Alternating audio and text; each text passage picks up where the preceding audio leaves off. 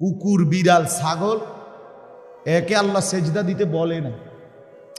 এর বলছে, এর নামাজ পড়তে কইছে, তার এ বলে নাই দেখে হে করে না। কিন্তু তুমি জানোয়ার তো বলার পরেও করো না, এই জন্য তুমি জানোয়ারের চাইতে নিকৃষ্ট। বালহুম আদাল কেন বলছে আল্লাহ? এই কারণে।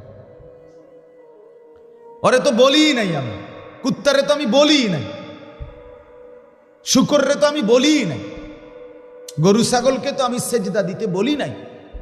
তোকে তো বলছি বেটা, তোরে বানাইছিলাম এই সেজদার জন্য, তোকে বানাইছিলাম ওই ইবাদতের জন্য।